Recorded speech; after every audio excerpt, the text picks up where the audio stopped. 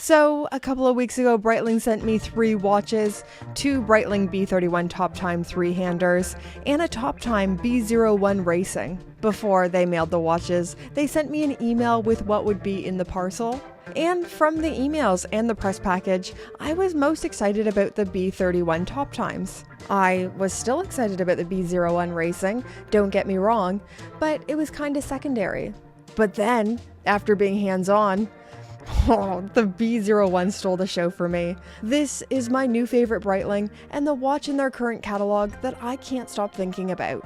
If you're new here, my name is Brittany, and on this channel we just talk all things watches. For full transparency, before we go any further, this was sent to me by Breitling, but I still have complete creative control and freedom over what I say.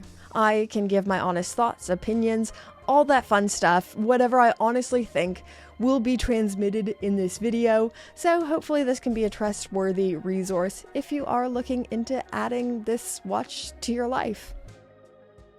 Starting with the specifications, this has a 38mm case diameter, a thickness of 13.07mm, and a lug-to-lug of 44.4mm, so an incredibly small wrist-friendly lug-to-lug, and you definitely feel those small lugs in the wearing experience. So here it is on my 5.5-inch wrist versus my husband's 7-inch wrist. Look at this. This is why these proportions are so magic. I think this looks equally great on both of our wrists. Maybe a bit oversized on me, but I am quite comfortable with the chronograph being a bit oversized, and absolutely perfect on his larger wrist. Keeping on with the specifications, this has a stainless steel case material, 100 meters of water resistance, and the chronograph complication, so all of the orange on the dial, the orange hands, correspond to the chronograph measurements, making it super legible if you are timing something using this watch. This has a closed case back, which I know isn't to everyone's liking. A lot of people like to see the inner workings, especially with a chronograph. I am one of the psychopaths who weirdly prefers a closed case back, especially with a self-winding or automatic movement. You're mostly just going to be looking at rotor. Powering this watch is the manufacturer caliber Breitling 01 automatic or self-winding movement.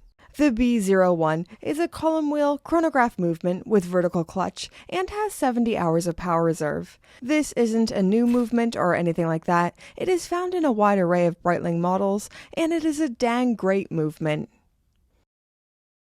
Design-wise, this is a very mid-century feeling chronograph, with its size, dial layout, and rally strap. It almost feels like a vintage watch made to modern build quality and spec. Looking at the dial, the B01 Racing features lume-filled baton hands and indices, 2 subdial registers at the 9 o'clock or more left, indicating the seconds, and 3 o'clock, or the one that's more to the right, being a part of the chronograph measurement. As stated earlier, the pops of orange indicate the chronograph hands and provides a nice addition of color to an otherwise monochrome palette. The case shape is more of a cushion case with the soft rounded edges but still round dial.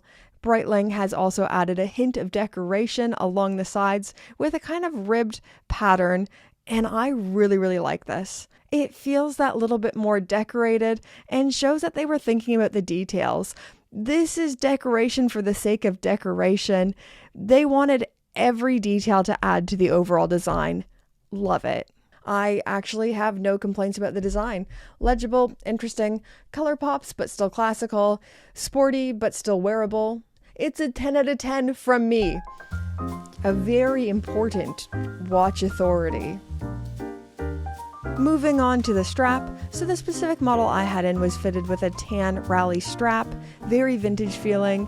I can't feel any padding in the leather, which makes it feel very vintage. The leather is soft, good quality, exactly what you'd expect to find in a luxury watch. It will take a little time to break in, but that is true of all new watch straps. One little detail Breitling does with their watch straps that I love is on the underside. It is the brand color yellow.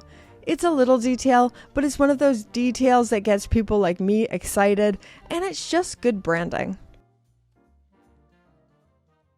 Okay, that's all the objective stuff. Boring. That's the stuff you could read on the website. Let's get pure subjective now, baby. I said it at the start of the video, and it's true. This is my new favorite current catalog Breitling. I didn't expect it. Like, from the pictures, I didn't see this coming. But from trying it on, spending some real time with this, and the wearing experience, it's found its way to the tippy top for me.